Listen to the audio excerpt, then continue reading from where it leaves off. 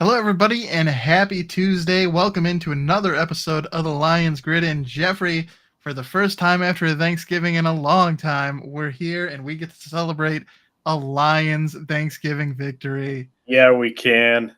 Ooh, Woo. look at that. That is mighty Commemorative fine right towel. there.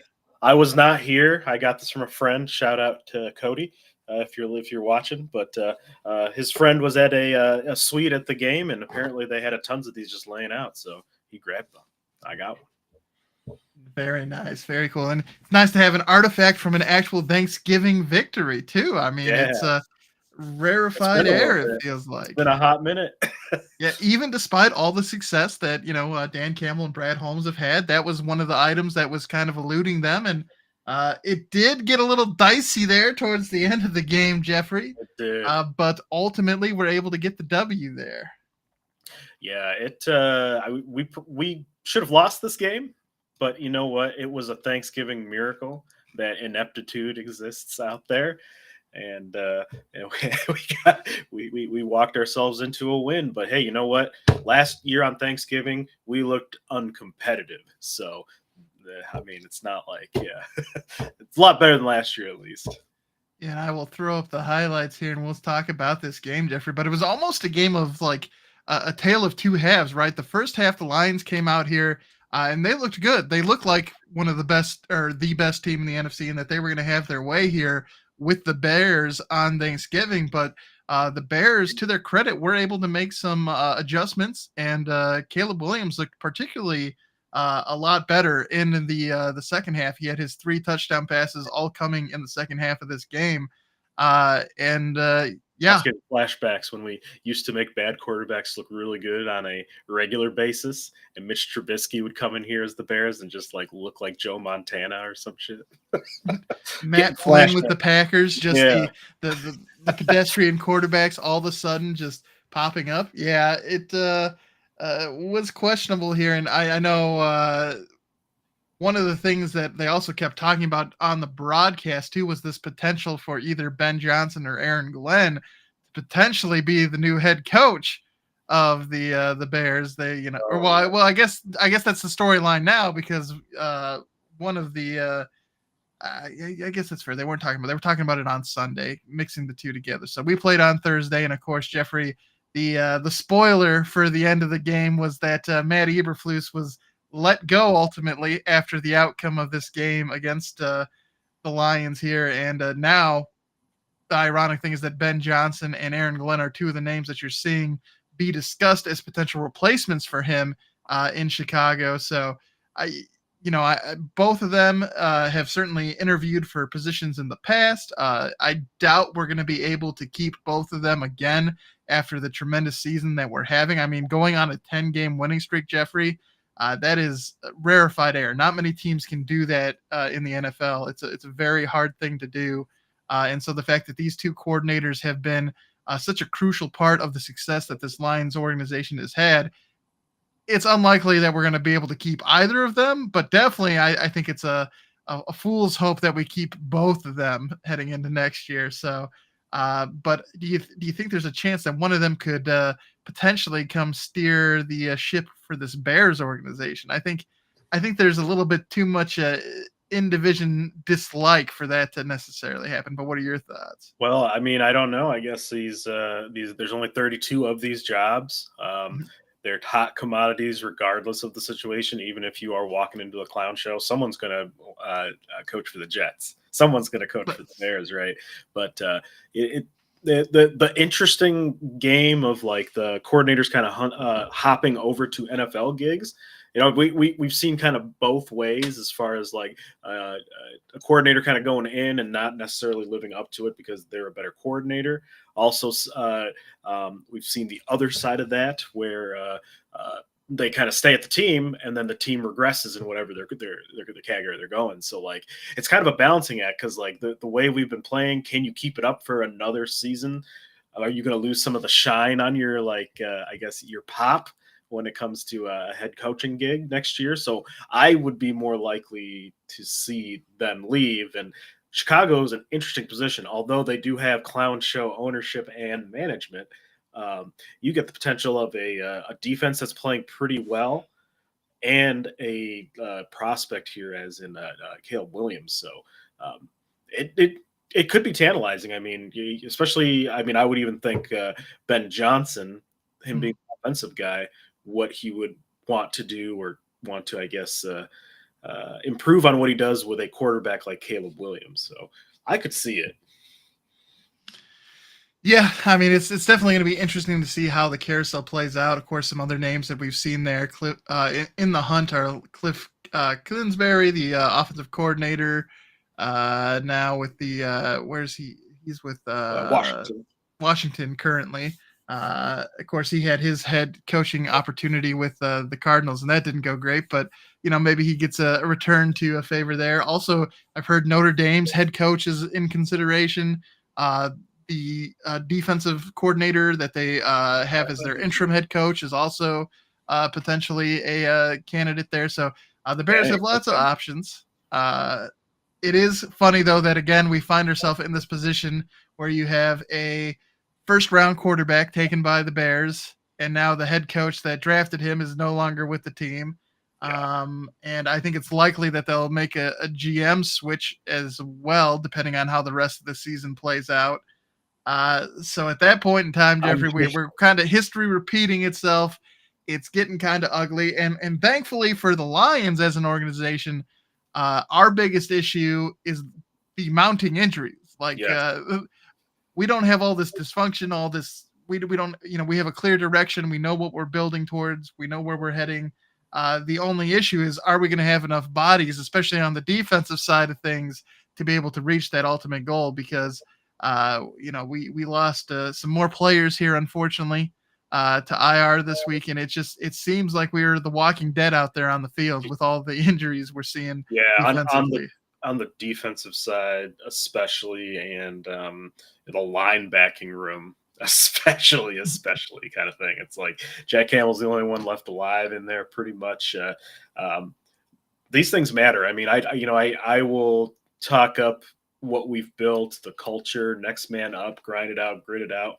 But at some point, this is going to affect us, at least on defense here. Mm-hmm. I think, coming into the season, our offense was a fairly known quantity. It's going to be efficient. It's going to be productive, and it's going to be explosive, right? But with the defense, that was the biggest question mark. But, as we saw through the season, our defense was pretty top tier with those guys, throughout the year, at least while they were healthy. So I think we're going to have to definitely rely on our offense quite a bit, just like we did last year, I think. So it's turning it a little bit into last year as far as like defense, losing some manpower, and potentially we might be in some much closer games than we did when we first started.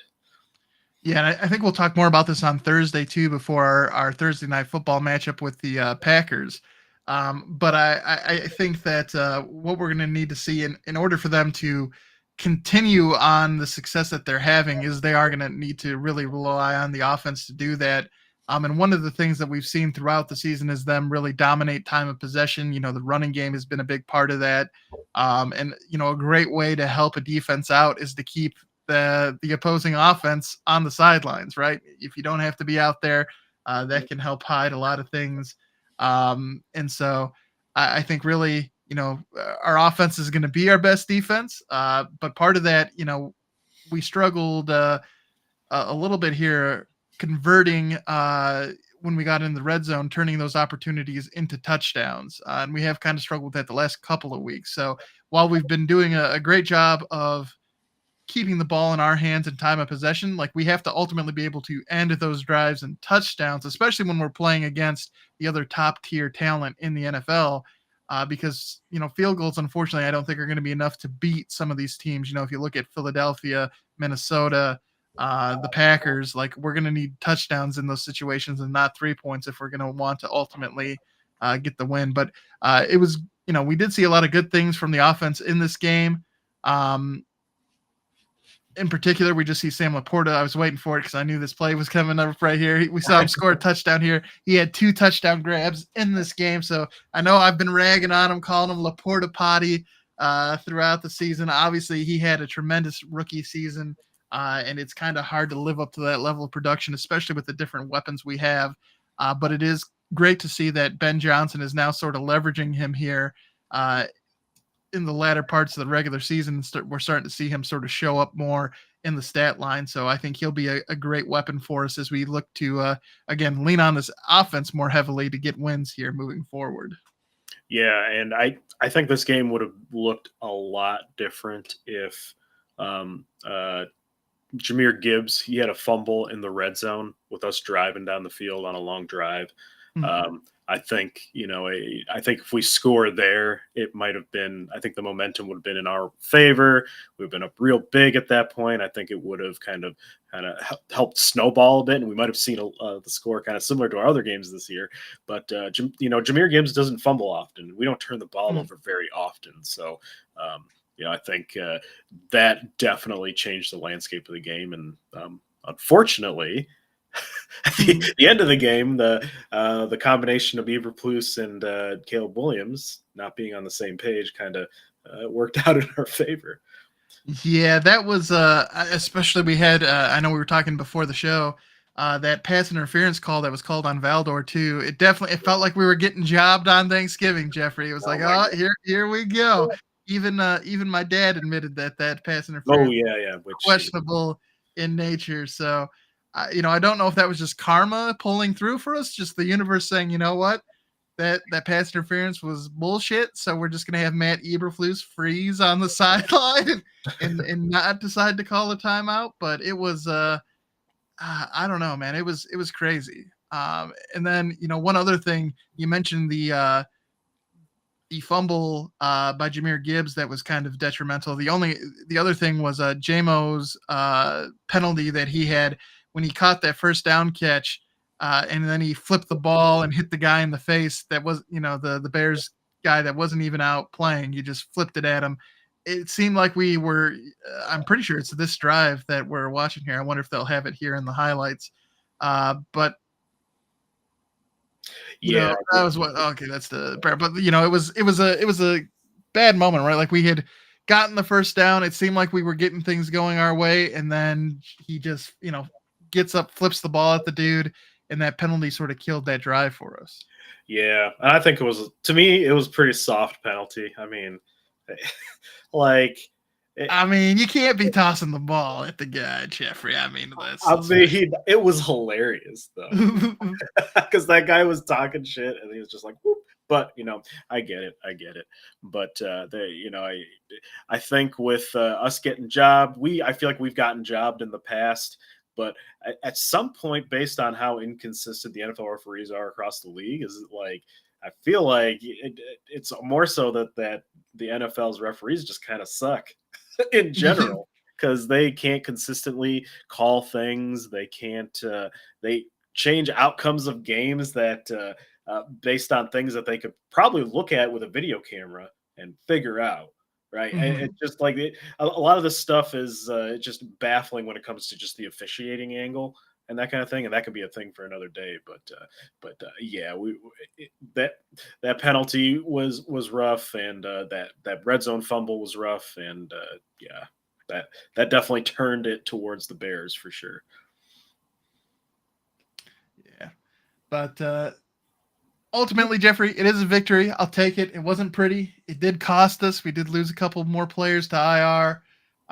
It's going to be interesting to see. I think Brad Holmes is doing a rather good job of retooling midseason. He's going around snagging some pretty interesting players off of practice squads. And then, Jamal Adams, I'm sure we'll talk about him more on Thursday too, but having him as an addition to this Lions team. If it was 6 years ago, certainly would be more exciting. He'd be a different caliber of player there. But, I think it's going to be interesting because it's hard to say. I feel like they're almost playing a game of Jenga, and every time we lose a player, we're just pulling a block out, and it's just I don't know when we're going to pull that block that makes it so that this team can't keep performing at the level they have been.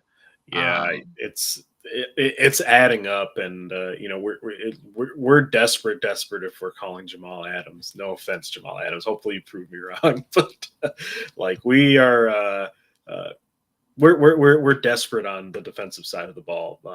I think coaching matters and the culture matters, and there's a lot of next man up, and I feel like we can, we really embody that. But at some point, the talent disparity is going to show, right? Because we could potentially be seeing, well, we're going to see this week in Green Bay. We're going to see when we play Minnesota again. If we clash with the Eagles at some point in the playoffs, this could be a problem, right? A team that's not going to just let the clock run out for no reason.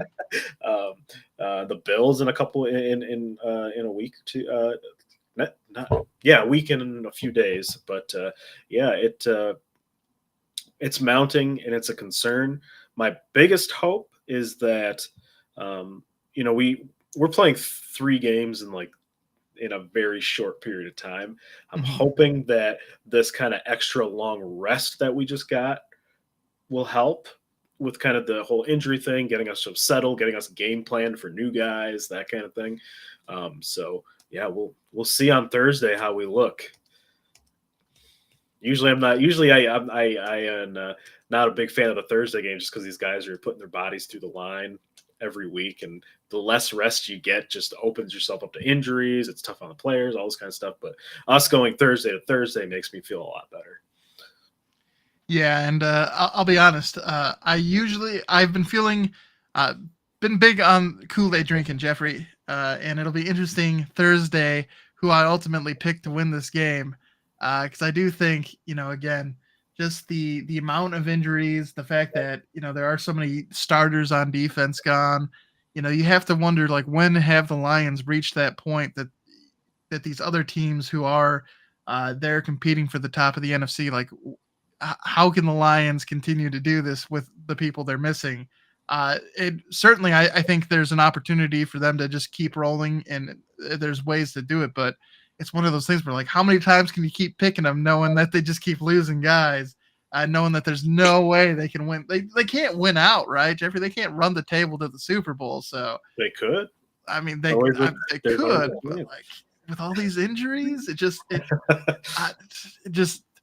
I'd have to be at a next level of Kool-Aid drinking to necessarily believe all that. So I don't know. But if we look here at the box score, Jeffrey, pretty impressive overall, over 400 yards of offense. Again, leaned pretty heavily on the running game in this game. So that is, again, a factor. If we can convert our red zone opportunities into touchdowns and not field goals, certainly can be a recipe for us to beat some of those top tier teams. And then if we take a look here at the advanced stats, only the one turnover in this game, Jeffrey. Another game where the defense did not force any turnovers, Jeffrey, for us. But we did have 5 sacks in this game. So despite all the injuries up front, mind you, the Bears' offensive line is pretty suspect. So I don't want to go, getting too congratulatory. But hey, you don't get to choose your opponents. So the fact they were able to get 5 sacks with all the injuries to their to the defensive line is impressive. So ultimately, winning in time of possession, winning in total number of plays, liked what I saw from the team, but it's just a question of, can they keep this going with all the losses they've had on the defense, Jeffrey? That's the question that needs to be answered, and the only way we're going to know is when we play more games, and especially we're matching up with the Packers. We have the Vikings, as you mentioned, the Bills. We're going to see how we stack up against some pretty good competition here to end of the season. Yeah, we'll see. Can Dan Campbell and Brad Holmes kind of retooling in the background get us through this? Can they build the airplane while it's in flight? Yeah. It's a good thing we're stacking up those wins early. I would hate for us to be in this situation and as a bubble team, like a team where we started out slow and now we're getting hot, and now we have to rely on getting wins stacked up for us for seeding purposes, even to make it in the playoffs if we're on the bubble. And we were dealing with all these injuries. So good thing we had a great start to the season. This 10-game winning streak is coming in handy. All right, Jeffrey, let's go ahead and grind the grid. And, of course, the first game up for this Week 13 was the game we just talked about, with the Lions getting the 23-20 victory over the Bears. And Matt Eberflus was banished to the Shadow Realm as a result of his confusion there at the end of the game. It was crazy. They let him do a press conference before an hour later they fired him. I mean, it just The Bears, man, the Bears.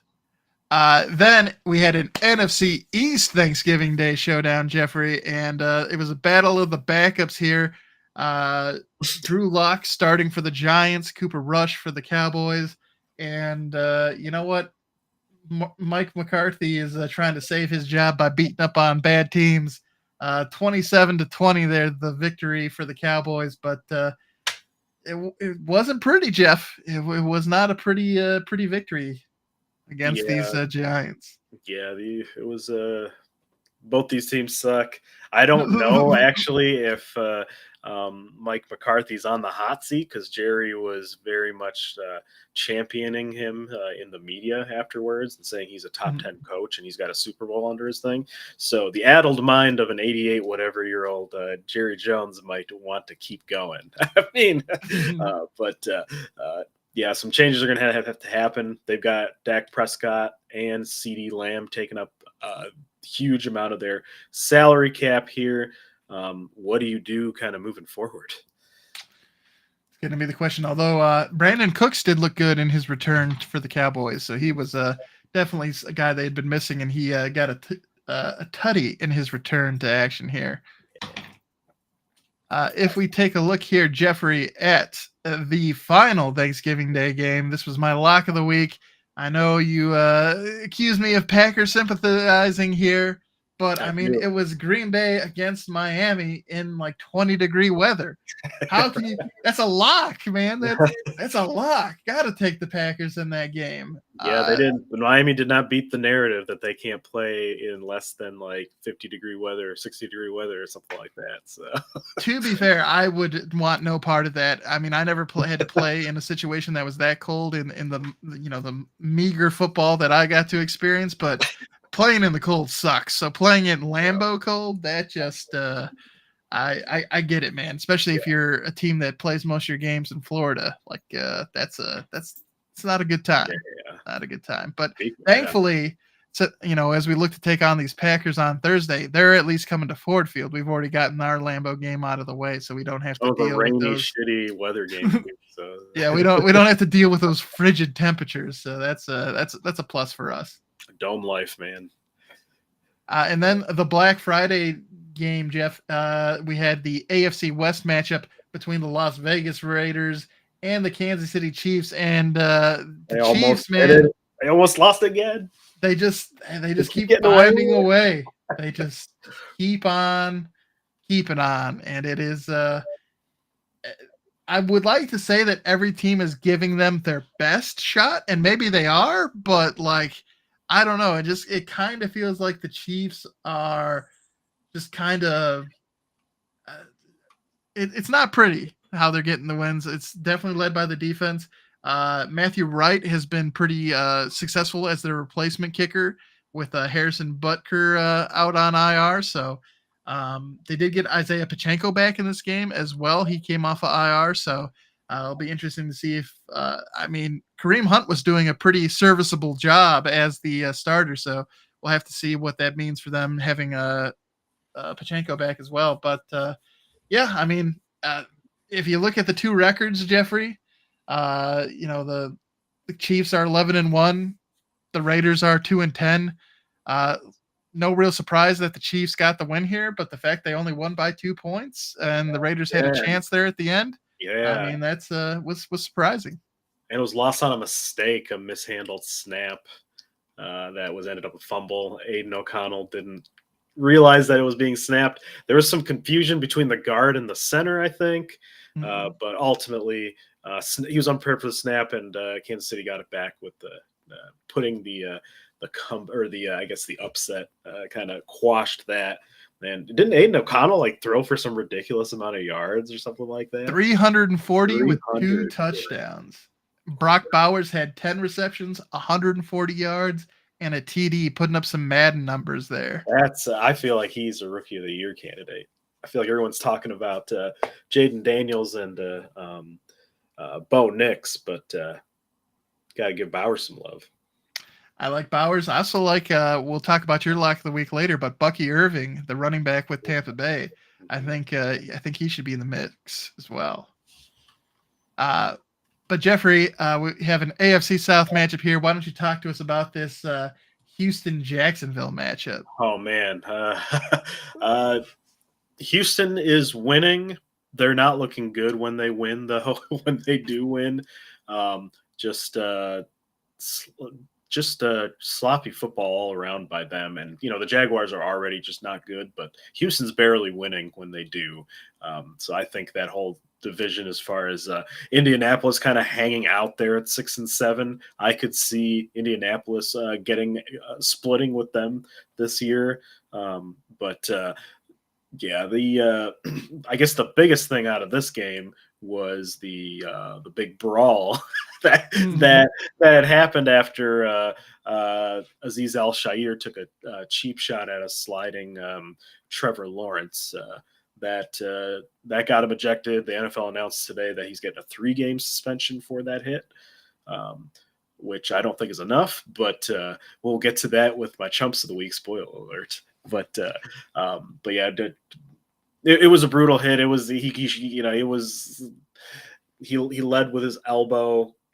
He made the choice. He had enough time to make the choice to stop, and he got Trevor Lawrence in the fencing position out there. So he was carted out, obviously. So he was done. So we got to see Mac Jones some more, and you're not going to be winning too many games with Mac Jones as your quarterback. Although he played fairly well, but yeah, it was not good overall. Bad look on the Texans. It's not Aziz Al Shair's first kind of altercation this year. And that took that was taken into account with his 3-game suspension as well. But yeah, the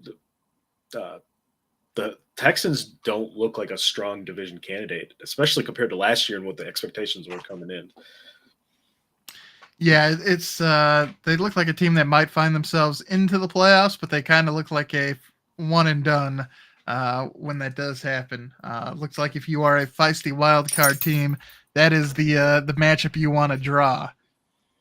Yeah, because right now in the playoff picture, it's actually the Chargers and Houston, with Houston having the 4th seed and the Chargers having the 5th seed, and I could definitely see the Chargers taking them out if the season ended today. Absolutely. Well, sticking with the NFC South here in the Colts, Jeffrey, they traveled to Foxborough to take on the Patriots. Why don't you talk to us about the outcome of that AFC matchup? Yep. So Anthony Richardson, he throws for a touchdown, runs for 2, one of them with 12 seconds left to kind of eke out the win, 25-24. But yeah, the Colts are kind of keep rolling with the experience that is Anthony Richardson. Only completed 12 passes today. 2 touchdowns, 2 interceptions, 12 of 24. So still not necessarily efficient.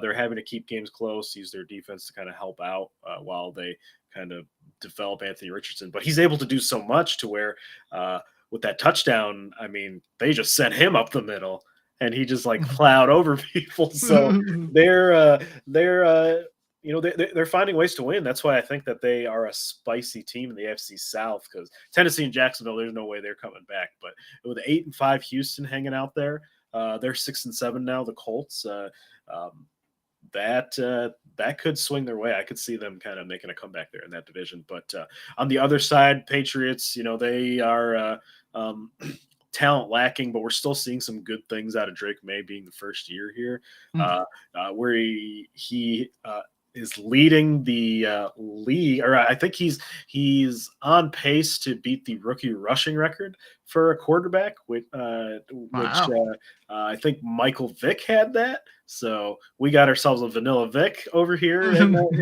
New England as well, which is pretty cool. But yeah, they have themselves a quarterback, so it's about kind of finishing the season.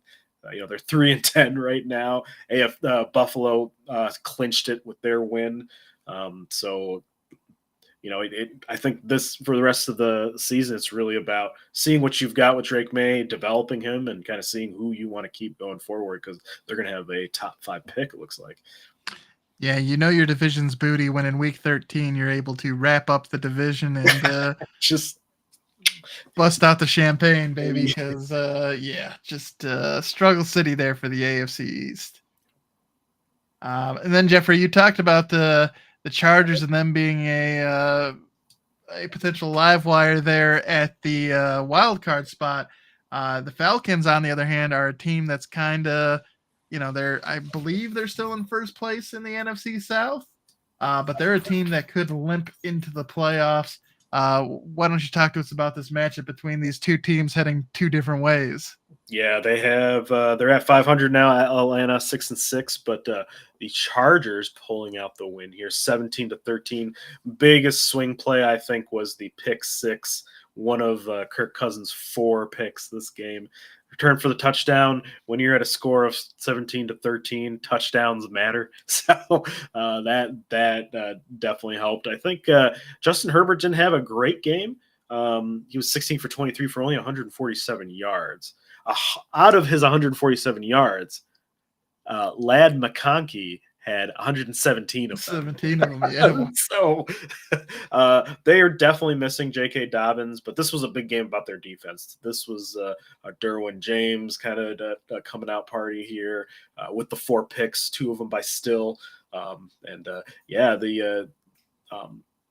think the Chargers are going to keep rolling. It'd be interesting kind of what they're going to do on offense. I think Lad McConkey, he is their offense right now. Having another week to kind of get Gus Edwards into position to be kind of the lead guy. They have that Vidal guy who's hanging out there as their third string running back, though. So he's probably going to get an uptick in time as well.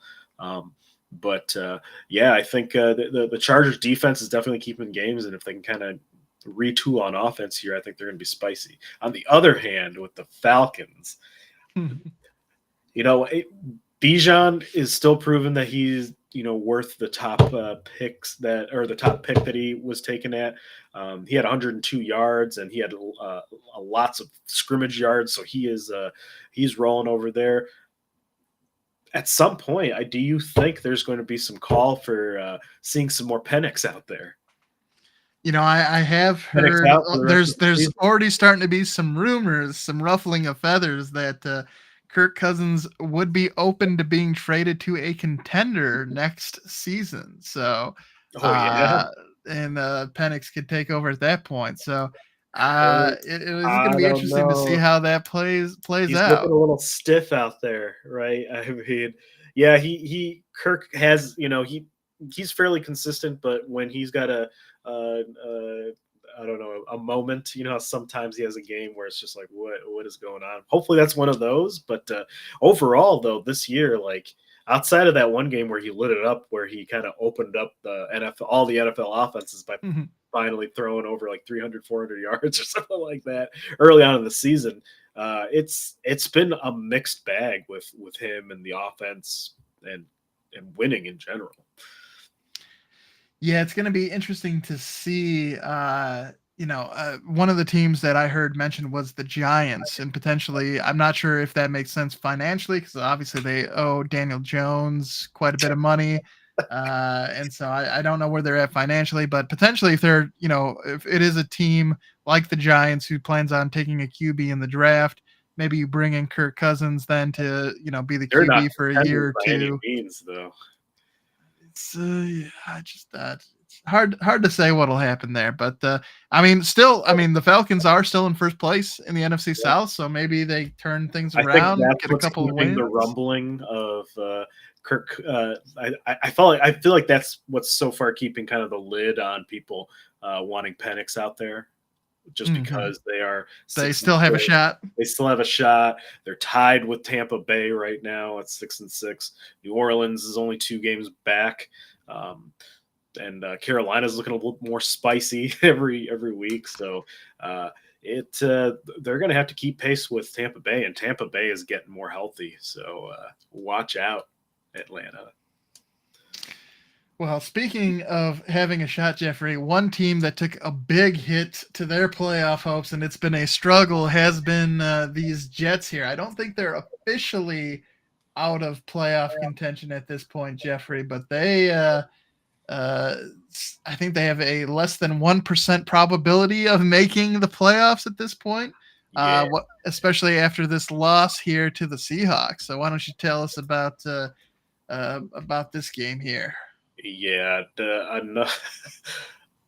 the Jets looked good in the first part of this game. They got up to a fairly big lead. It was looking, it was looking good. But then You saw some vintage Devonte Adams and Aaron saw some of Rodgers. that vintage, yeah. But they couldn't pull it out. I think it's their defense has been suspect since Robert Saleh's gone, going from one of the best defenses to one of the worst defenses. Um, there were some miscues at the end of just in the second half as well. Devontae Adams has had a bit of the drops this season, harkening back to kind of when he first started, actually. So maybe he's kind of feeling a little bummed. He's been following his friends around, but his friends don't want to play with him. I don't know. I don't know, yeah, it's just not good overall. I feel like it's their Jeff Ulbricht is over his head. The offense is not, even with Nathaniel Hackett not going on, Rodgers doesn't have it like he used to. And it's just not good. And on the other side, though, Seattle keeping pace and keeping above Arizona here after they dropped, but at 7-5. But they are kind of rising there as the kind of the NFC West. They're getting better every week, which 3-game winning streak for the Seahawks. Yeah. Yeah, they're getting better every week. And Mike McDonald is very much it's about the process and it's going to take time kind of thing. Well, the kind of stuff he's implementing, and it's starting to come together. And Geno Smith is slinging it pretty well. Yeah, it's Jackson Smith and Jigba has emerged as like a top talent here for them. So I certainly wouldn't want the Lions to draw them. They'd probably be on the top, more of the top of my list on teams I wouldn't want to see after our first round bye, hopefully. Well, they are one of those spooky matchups that they are. The Seahawks just spook the shit out of me. Definitely agree with you. Good to avoid there. And then, Jeffrey, we had the Titans travel to Washington to take on the Commanders, and the Commanders buried the Titans 42-19.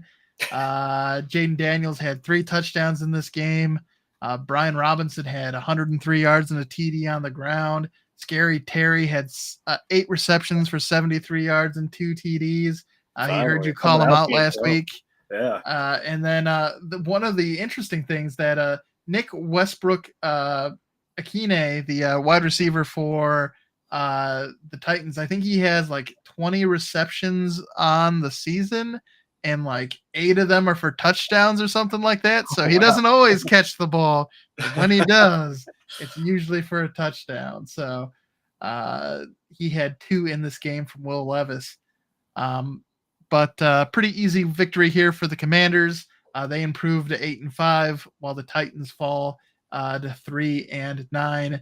That also takes them down to a less than 1% probability of making the playoffs, while the Commanders are at a 71% here after week 13. Oh, you're saying there's still a chance. They're still mathematically in it, baby. And that's all that matters. Then, Jeffrey, in a AFC North shootout of all things here, we had the Steelers and the Bengals. The final score here, 44-38. Russ was cooking, Jeffrey, 414 yards, 3 TDs, and an interception. Joe Burrow had 309 for 3 TDs and an interception, but trading blows back and forth these two teams were. Joe Burrow pretty pissed in those post-game conferences because this is a lost season, but it's a generational season by Joe Burrow. That poor guy, man. Yeah, it's I've always thought Joe Burrow was good, but like the way that they're losing, their defense lets them down so much. I wouldn't be surprised if they made a change at defensive coordinator because they can't be wasting too many years of this kind of talent. Yeah, you only have so many years of this level of quarterback play that you can expect, and yeah, it's and again, we don't know if they're going to be able to hold on to both T. Higgins and Chase. So it's an interesting spot for the Bengals. But on the other side, Jeffrey, the Steelers continue their path of domination, improving to 9-3, and with the Ravens sort of struggling here. They're starting to gain some distance there atop the AFC North leaderboard. Yeah, I think Steelers are definitely the hottest team. Russell Wilson is back. Danger Russ this season over there. Hopefully he's wearing some PPE for all that smelting he's doing. But yeah, their defense scares me most. I know Russ Wilson had a great game, and he's actually in the NFL been throwing the deep ball better than anybody else. Overall, the deep ball has kind of been down this year, but their defense scares me. I could definitely see them shutting down some of these. They couldn't do it here with the 38-44 with the shootout, but you had another game where Watt ended the game for them, kind of thing. He just went in there, like, "Nah, we're done." Like, having a player like that, and just in general, just how they played, it's they're definitely, I think, they're favorites for this division.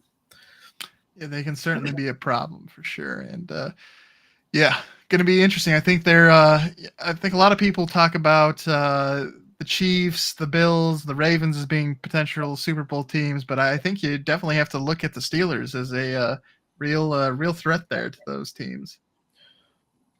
And then Jeffrey, the Cardinals tried their best, but they couldn't do us a favor and get us some breathing room. The Vikings were able to ultimately get this win, 23-22. And improved to 10-2, so they're still right there nipping at our heels, Jeffrey. But for the Cardinals, the loss put them, as you mentioned, behind the Seahawks now in the NFC West. They are now 6-6 on the season. Kyler Murray kind of struggled in this game, Jeffrey. He had 2 interceptions, but it's just Sam Darnold and this Vikings team, man. They just keep getting wins. I feel like it was a few seasons ago where the Vikings were losing all of these couple point games, and for whatever reason this season they are just finding ways to get the job done. Aaron Jones found a little vindication there at the end of the game. He had been struggling this game, but he caught the game winner, and what can you say? Getting the victory and are still going to be a thorn in our side. Yeah, they're vying for that top spot there in the division and the NFC. But Sam Darnold, you got to give it to him. I mean, as he has been exercising. Speaking of ghosts and spooky things, he has exercised a lot of demons this year and leading a team like this, and he kind of living up to the talent that he was drafted for. I know when you get drafted by the New York Jets, it's already going to be a crapshoot on whether you're going to get an experience that's going to develop you, or you're going to just be a monkey in that circus. But yeah, shout out to Sam Darnold coming back. And Geno Smith, another Jets quarterback that is, once you're away from the spooky. Yeah, I think I saw some stat about that. Like, it was the first time in Jets franchise history, that 2 former first-round picks had beaten the team in the same season or something like that. So it's they're new places, but getting some victory there. Some of those former Jets over there, the organization that did them wrong. And then, Jeffrey, we had the Rams traveling to New Orleans to take on the Saints. Matt Stafford was able to lead a fourth quarter charge there to secure the victory, scoring 2 touchdowns in that fourth quarter there, one to Puka Nacua and one to Demarcus Robinson. Yeah, I mean, both of these teams, the Saints at 4-8, their playoff probability is currently at a 1%, so not likely to see them in the postseason.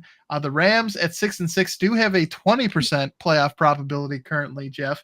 And of course, when you have Matt Stafford at the helm, Don't really want to count him out, especially with Sean McVay. Those two have been really good together. And of course, Puka Nakua, Cooper Kupp, they have plenty of talent offensively as long as they're healthy.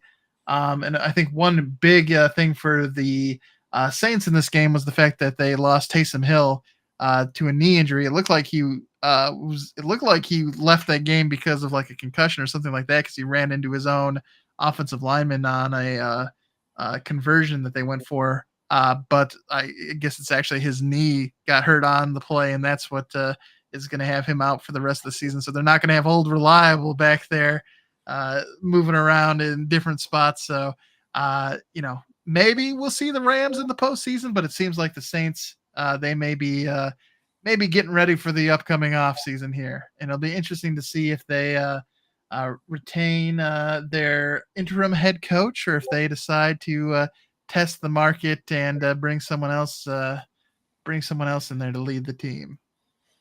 Yeah, I think the Rams, they're doing the best with what they got. I think it's going to be another retool year. I would assume that they plan on running Stafford back next year. I mean, there's nothing to indicate that he's falling off as far as like being a good quarterback out there. He's no Justin Tucker. There's not a demise. Falling off the cliff. My goodness. Taking quick shots at Justin Tucker before we actually talk about the game. But before we get to him, Jeffrey. He can't even defend himself. He's not here. We have your lock of the week that took going to overtime here to settle, to find a victor. Yeah, I believe I was made fun of last week for taking a cowardly lock here. But, we don't make the point spread. Vegas does, and they clearly knew what they were thinking with such a close game. I believe it was a 3-point swing, but with Tampa Bay, they're playing well. They're starting to get healthy with Mike Evans back, but Carolina has got themselves a turnaround at quarterback, my man. Yeah, it's surprising that we've gone from being a confirmed bust to hey, maybe the kid is maturing here. Maybe he's got a chance. Yeah, he has looked good since he came back from his benching. He's looked just vibe wise, he looks so much happier. Which it's not, that's one thing or another, but like. He was looking like he didn't even want to be there at this point, like at the beginning of the season with how badly they were struggling. But they didn't quite eke out the win. But you gotta give props to him. I think he threw the ball 46 times this game, 298 yards, almost broke that 300 mark. Adam Thielen getting into the mix there, having himself a decent game, but. I think on the other side, you got yourself a pretty gritty team with Tampa Bay. They don't win it every time, but they're going to put up a fight. They're starting to get healthy. They've got we've got another quarterback who's not with their original team doing pretty well in Baker Mayfield. Yeah, definitely making the Browns regret the decision to let him go there with everything they got going on quarterback wise. But yeah. All right, Jeffrey. And what was probably one of the most anticipated matchups from this weekend? Why don't you talk to us about this Eagles-Ravens game? Yeah, the 24-19, the Eagles pulled out the win. The Eagles defense looking pretty good overall, and obviously their offense has always been kind of ready to rock, with Saquon Barkley breaking 100 again this week. But I think one of the bigger stories here is that Justin Tucker, the greatest kicker of all time, possibly, is just absolutely falling off a cliff. I mean, he's costing them games, and when you are trying to be a top team in the AFC, you got to be able to make the easy layups sometimes. Some of the conversations are turning dark too. It's like some people are saying he should have faked an injury a couple of weeks ago so that they could bring another kicker in. I've And that it's a tough situation to be in. Like, I mean, he is a legend, right? And he is a veteran on that team, and he's just not doing well. And it's um, they they put a lot in their kicker.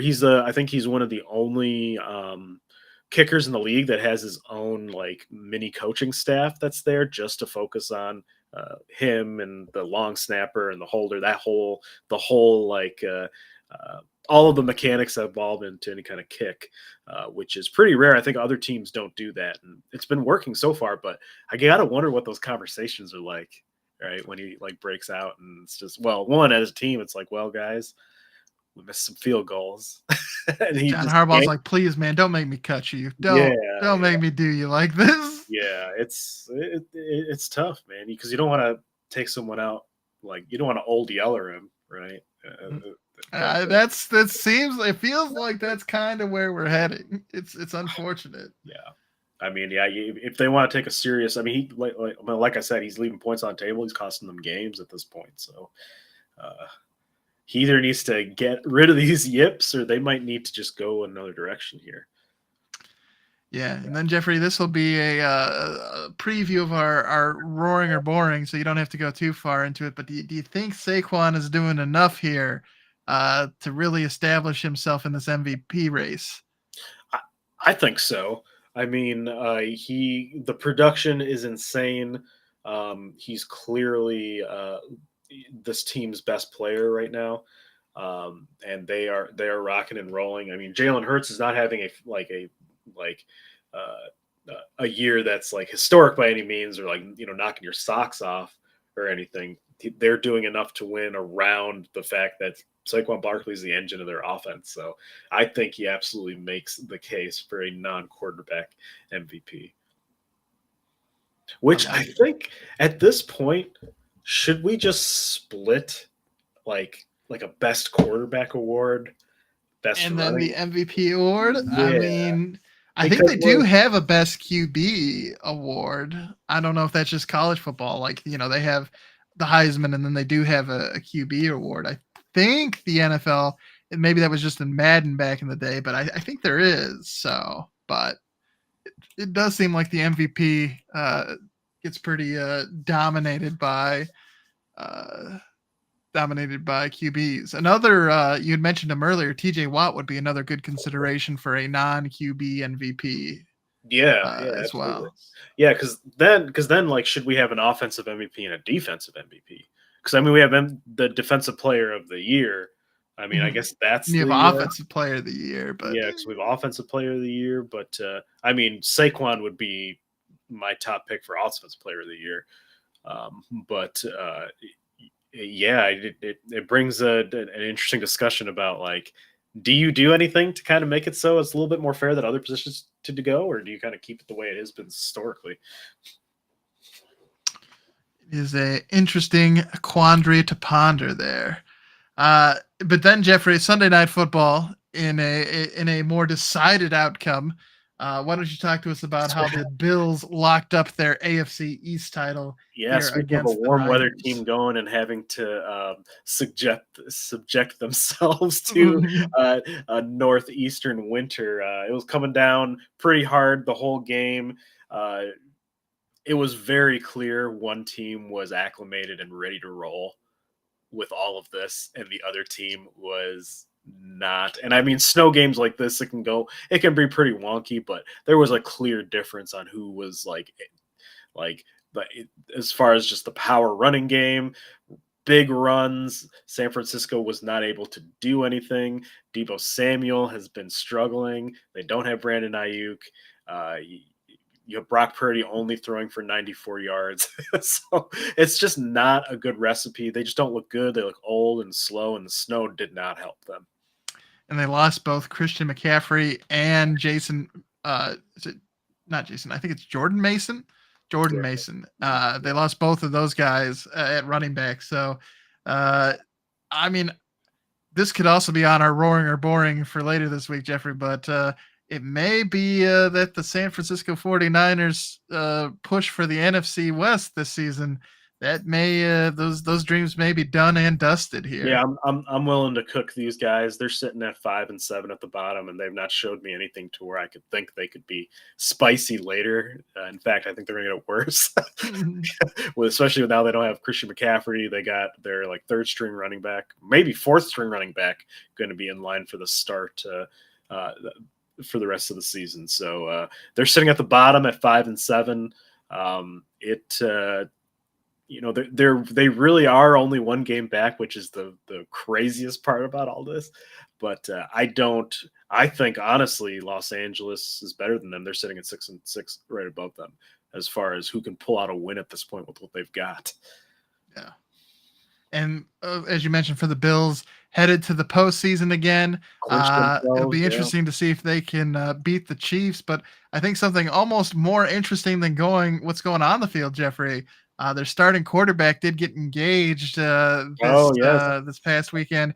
And so, I mean, it's definitely interesting that he got engaged. He got engaged to Haley Steinfeld, the actress, however, musician, whatever labels you want to pull it on her. But I think more interesting is the fact that his ex-girlfriend is dating the Bills owner. So you have this weird triangle going on, and I was not aware of this situation. I was not aware of this either. This is news. This is breaking news. Josh Allen is a guy that likes to keep his public life or his private life private, but the veil has been lifted a little bit here with the engagement news, and his ex-girlfriend came out and said that she was happy her new boyfriend owns a team, isn't a CTE riddled player. So that's what she said. That was in her post. Yep, about being CTE riddled. And he's dating the Bills owner? I'm dating the Bills owner, who is also married, but apparently an open marriage. So weird things there going on. I don't even know what to take on all that. Yeah, if you're looking for a rabbit hole to go down, that is a weird one. Weird situation there. Yeah.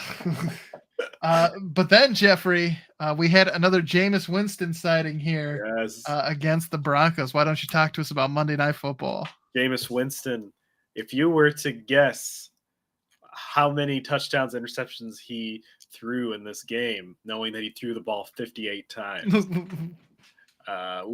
your guess is probably correct. 4 touchdowns, 3 interceptions, 2 pick sixes, which that cost them the game, right? They were in this for a while, and those big swings were what kind of ruined the Browns' chance of taking the Broncos out here. But Jameis Winston, he in his post game, or I think it was the press conference this week, he's like, "Lord, deliver me from pick sixes." So at least he's self-aware about it, and he is a gunslinger, and we've always seen this, right? His 30 touchdown, 30 picks a year, just a masterpiece of the Jameis Winston experience. But this is the Jameis Winston experience kind of thing, right? He's not ever kind of gotten out of this. He's going to put up some nuts numbers. He's going to make throws that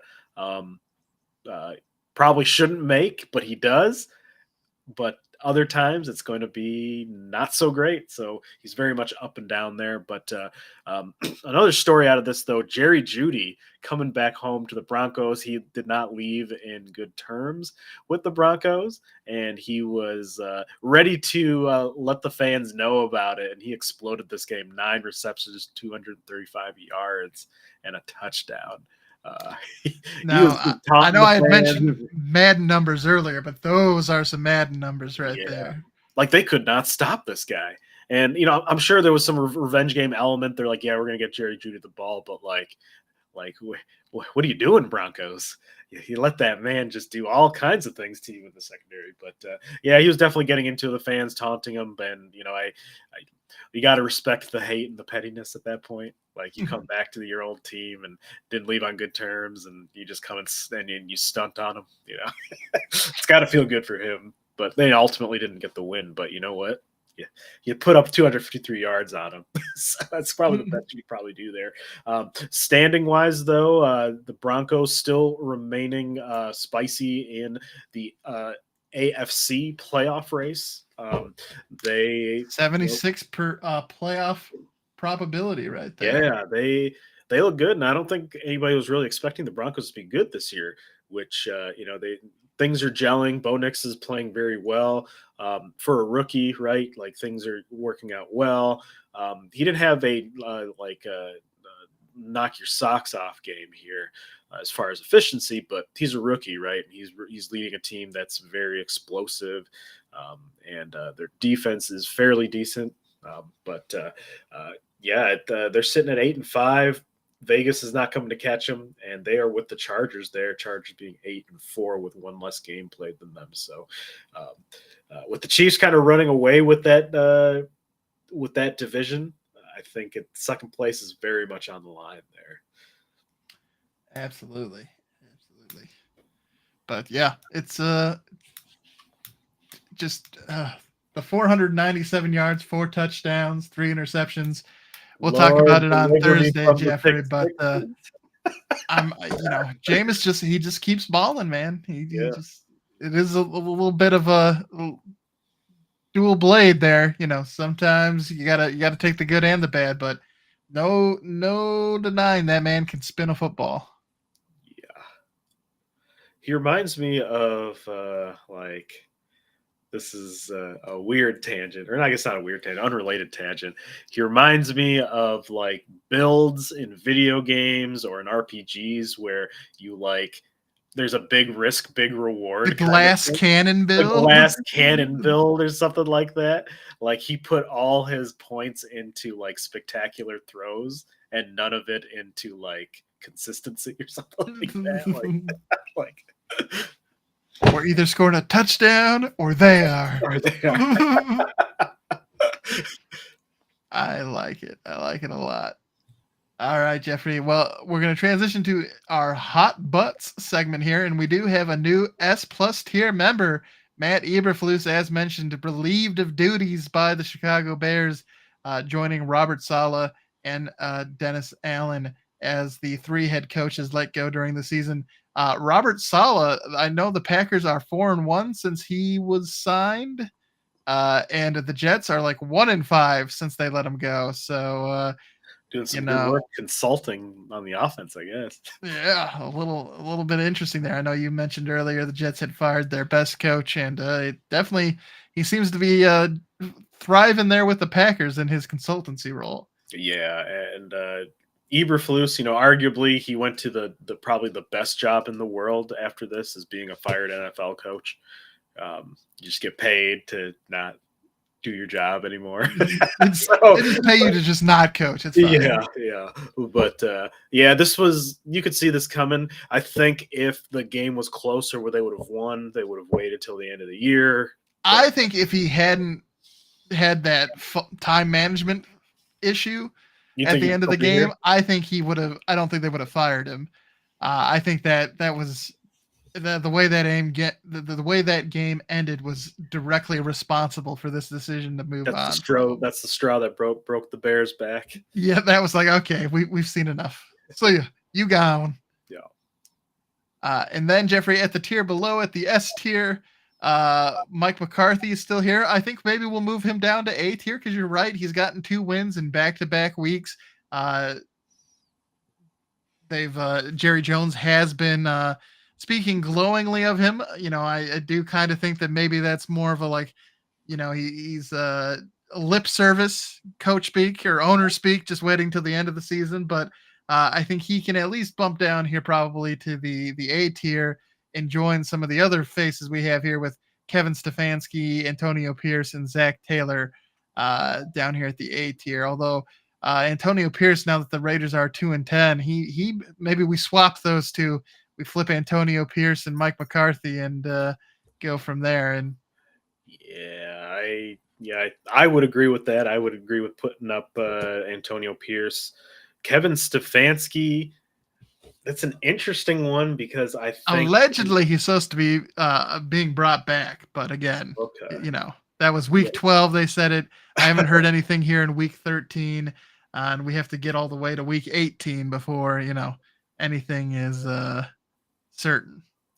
Yeah, I mean, with Deshaun Watson not playing, their offense has a pulse here, at least right there, moving the ball downfield, throwing more than like 3 yards upfield kind of thing. But I wouldn't be surprised, though, and I'm actually fairly confident if Kevin Stefanski loses the Browns job, there would be plenty of teams wanting him to join up with them and lead their team because he has done a pretty good job, I think, overall, based on the kind of situations he's been given with ownership, GM, and all of that. Yeah, I think the dark horse here is Zach Taylor. I know the Bengals are typically an organization that stays pretty loyal to head coaches, but again, to your point, they only have so much time with Joe Burrow playing at the level that he is, and things aren't going great for Cincinnati. And whether it's fair or unfair, ultimately a lot of that blame falls on the man in charge, and that's Zach Taylor. Jamar Chase said this week that a reporter asked him, are you guys expecting to score every time you're out on offense? He's like, we have to. That's like, not good.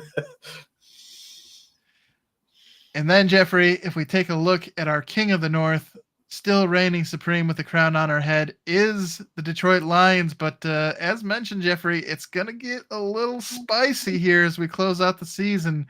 I think the biggest risk isn't necessarily the other two teams who are definitely chasing us, but I think it's, again, just those injuries. And can this team, the defense, can they find a way to continue to perform at the level needed to get our first back-to-back NFC North titles? Yeah, this segment based on Game of Thrones, I think as far as winter is coming, that winter is here. We're going to have to survive it. It's going to be tough. It's going to be something we're going to have to grind out. And fortunately, I do think that our culture, the way Dan Campbell has these guys playing, the way everything's kind of operated is going to be a boon for us in these tough times, for sure. But we've got other sharks in the water here, especially in the NFC. So we're going to have to keep our foot on the gas.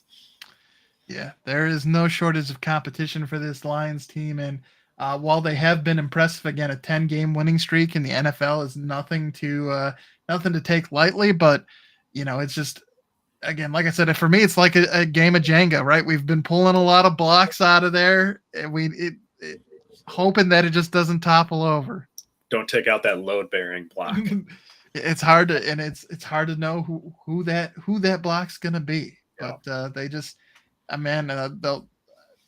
trust them, keep doing what they're doing, but it certainly is. It's not an easy task that they have before them. So we'll see how things play out. All right, Jeffrey, to wrap up our episode today, let's do our champs and chumps of the week.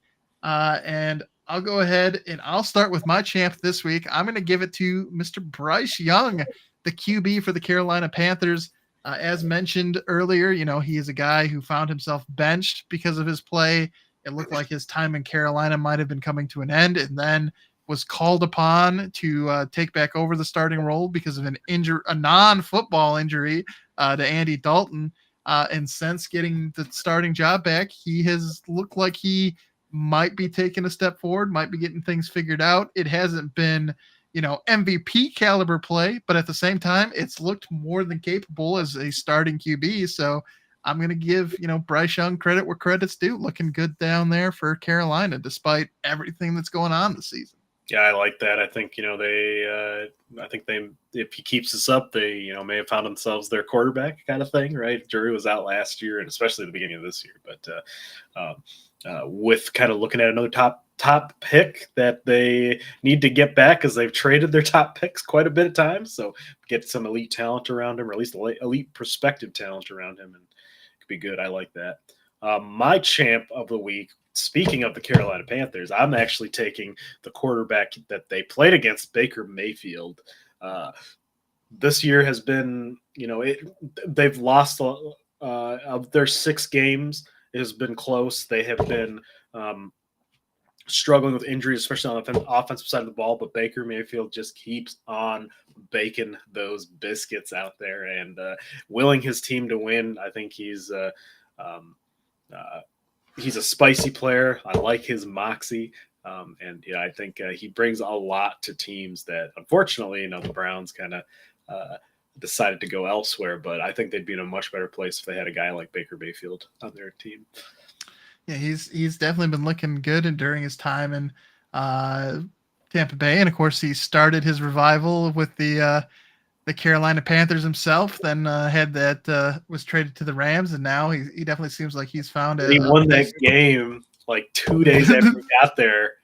That was nuts. And then and then I'm glad I don't see him do this anymore. But he used to headbutt, football players headbutt each other. He used to do that without his helmet on. It's like, dude, don't do that. You're headbutting people with their helmets on. I remember he's built different, man. No, he's built different. Speaking of CT-addled brain, man, you don't want to give yourself that just on the reg, man. Don't do that. But glad I don't see him do that much now. Much better season. He's definitely amongst our comeback quarterbacks that we got kind of rolling in our league. All right, Jeffrey, who do you have as your chump? I am going with Azeez Al-Shaair for that dirty hit on Trevor Lawrence. You just don't do that. Then you get into a fight with other people on the team, punching a dude who wasn't even on the field. This is not the first altercation that he has had this year also. I think I feel like they play a game out there. They're a brotherhood, right? That you always, even when there's like a serious injury, all teams are just kind of ready to go. Like this is the kind of shit you don't do, right? Yeah, it's not good. I was pretty disappointed with DeMeco Ryans kind of necessarily. He gave a kind of an unsatisfactory answer. Definitely backed his guy up, which you got to back your guy up at some point. But like this this is not good. NFL suspended him for 3 games. I think it should have been more, to be honest with you, right? Because he has had many cases like that. There's already he's almost at like Fontez Burfict levels of being a repeat offender. He tried to choke slam Tom Brady, man. Yeah. Tom Brady. Yeah, this guy's a clown. Good player, obviously, but like you can't do that. And it's I think he should have been like I said, I think he should be suspended more. There's already kind of a I guess a contention about like QBs either fake sliding or kind of going out of bounds, and then the guys let up and then they kind of just go around them. And like, do you play through and possibly get a penalty, right, for playing through the whistle kind of thing, or do you go hard like you would and make sure the guy's down when like in this case? But this case, obviously, he led with his elbow. But I feel like I feel like if the punishment is harsher, it sets a clear example that you shouldn't do that. Quarterbacks wouldn't be like sliding less. They'd be fake sliding less, I'd say. And defensive players, they just shouldn't have to worry about letting up in some cases, because defense is a high intensity thing. It's very much you're flying in to get this play in. So putting players into situations like that, it just overall just not good for player safety. And yeah, Azeez Al-Shaair, clown show. It's a good jump. I am not afraid to punch down this week, Jeffrey, and I'm going with Matt Eberflus as my chump of the week. I've seen a lot of kerfluffles at the end of games with poor time management. Dan Campbell, during his first year, people were concerned about his clock management, but I have never seen anything like I saw at the end of that Thanksgiving game. They handed us a fat Thanksgiving gift. And at the very least, they should have been able to kick a field goal and force overtime. And the fact that they ended that game with a timeout left and they did not use it. I mean, I don't know what happened to Matt Eberflus, if he got stuck buffering or what it was, but it was bad. Well, in his press conference, he was like, "Yeah, I liked what we did there." Like, I don't know if he's not self-aware or he's just kind of just like, I know I'm about to get fired, so I'm just gonna keep saying the right thing. Smile and wave, and it'll all be over soon. They're gonna put me out of my misery. I can sit on the couch. And they did. I mean, it's tough at times to watch people reap what they sow, but I mean, like I said, I think he could have remained as the Bears head coach for the remainder of the season.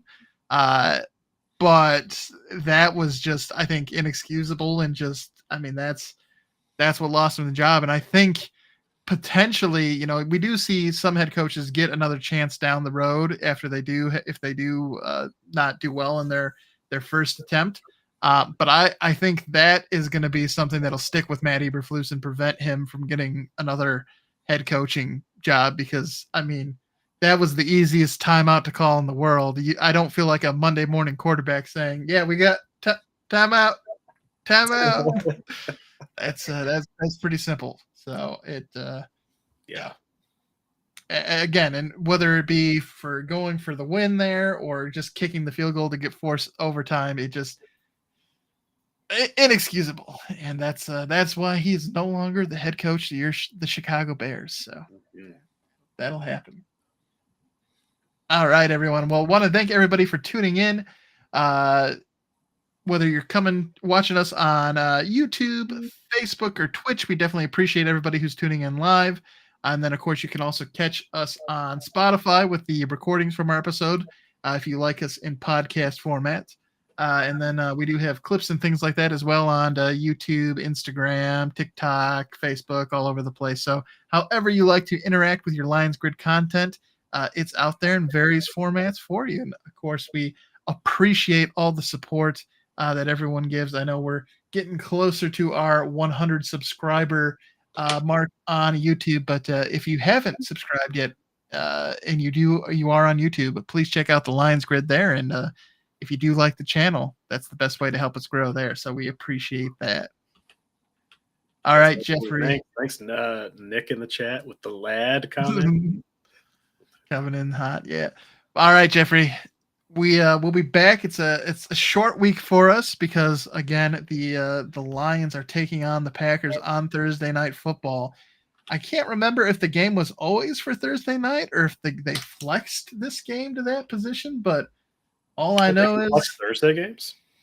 They do sometimes flex them. Yeah, I'm not sure if that's what happened for this one or not, but we find ourselves here against the Packers on Thursday night anyways. So regardless of why it's the case. So we'll be back Thursday to do our pregame episode. And until then, go Lions, and we'll catch you on Thursday.